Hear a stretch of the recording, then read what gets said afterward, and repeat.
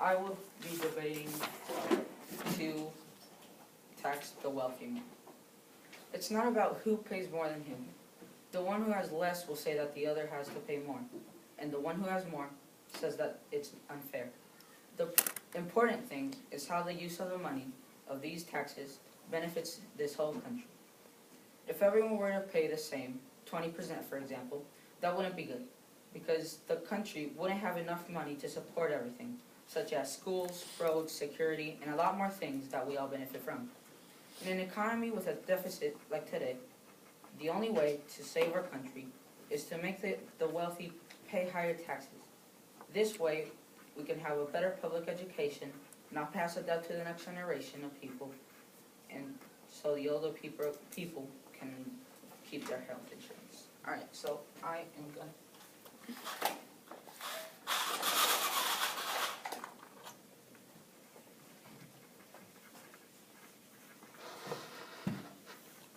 make a visual here. Use the browns. Alright.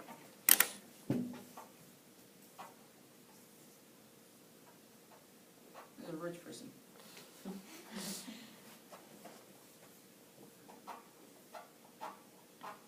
This is a poor person.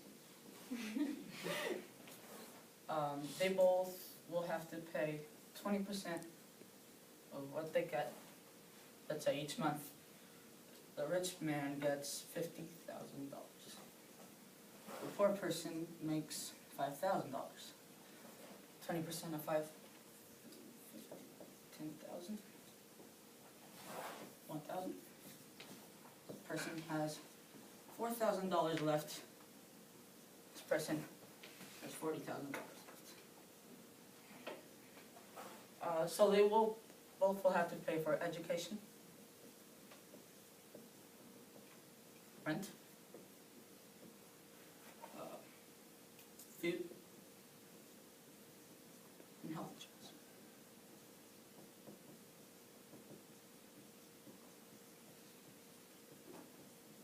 Alright, oh jeez, what? Alright, so this person can forget about health insurance and not enough food if he's Tony. This person will be able to pay all this and still have enough money to keep for himself. Now, let's say this person has to pay 30% and this person still has to pay the 20%. Person will have to pay $15,000. That's $35,000. He will still be able to pay what he needs and still keep money for himself. Even if I make it 40%, he will still have enough money to pay for what he needs and to keep for himself. Alright, so if the wealthy pay more taxes, they're still going to have enough money to cover their necessities, as I said, like 4 times. And with that money, we will ensure equal opportunities for a good standard of living for everyone. Say your boss to Leah. You know, both at the same time to clear.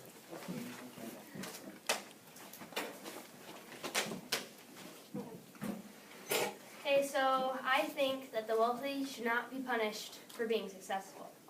First of all, the wealthy work very hard to earn their money. They invest their time and money in their schooling and education to get where they are in their business. And Ben Carson is a good example because he came from a family who had nothing, and yet he worked extremely hard to become a famous brain surgeon. Taxing the wealthy more discourages business growth. The wealthy people will not want to make as much money because they will have to pay more taxes on it if they make more.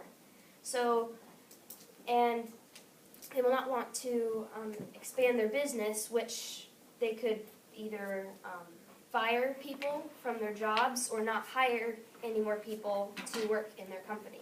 So that adds to the unemployment. Here's an example. A man makes $1 million a year. He is taxed an extra $100,000. that could have hired 2 people for $50,000 a year, which, if in turn, those people could help make his business grow, and he could even hire even more people. Taxing the wealthy can more taxing on the wealthy can encourage dependence on government. So say somebody is taxed more, then they'll say, well, if I'm making more money, why not make less money, so then I won't have to be taxed more on it. And encourages their their dependence on the government. And they ask, why be successful if the government can take care of me? Here's an example. A family of 4 makes $20,000 a year and is not taxed. The family starts to make $25,000 a year and starts to be taxed. The family thinks, why should I make more money and be taxed on it when I can just make $20,000 a year and depend on the government and the wealthy that pay the taxes for my kids' education, give me food, and just not work as hard. Let's see. Here's another example that we can relate to. A class is going to take a history test. There are students who study really hard for this test, who study little for this test, and who don't study at all. The students who study hard for the test get an A, but the people who study little get a C, and people who don't study get an F. So the teacher says the next day, I have decided that everyone in the class gets a C on the test, even if they've made an A. The students who studied hard for the test and worked really hard to get an A say, well, I guess I don't have to study for the next test because I know I'm just going to get a C.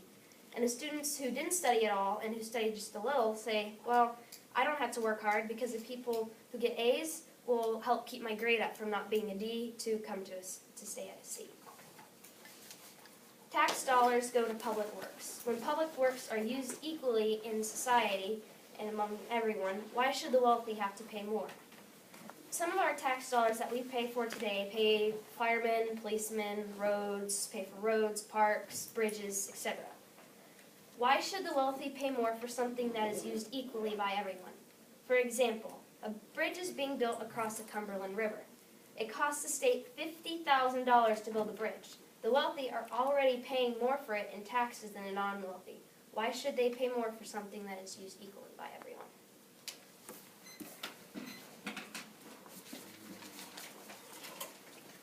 Alright, so first of all,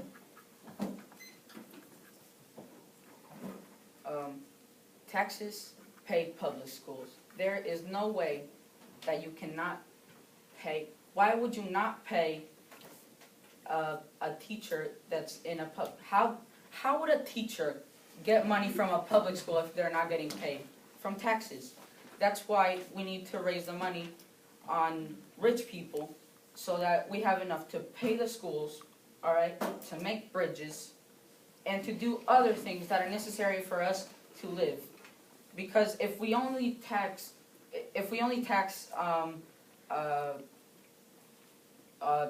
the middle class and the poor people, the same amount. I mean, not the same amount, because the rich have more money to do the necessary. But if we have those two classes paying, let's say 10% less than the rich people, which are 1%, even up to 2% of the whole entire United States of America, all right? That's only 2% of the whole entire freaking country. All right? That would be a lot of money to cover for poor people that do need to live, all right? They need food, they need education, they need everything that a body and a mind needs to work, all right? And that's my point.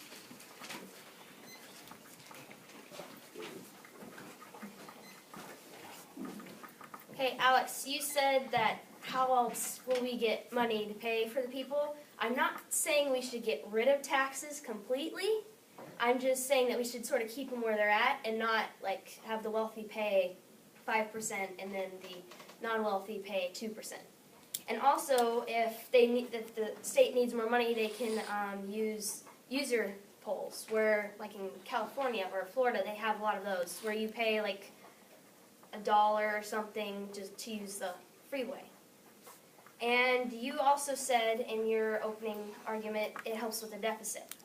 The deficit at the moment is about $16.7 trillion.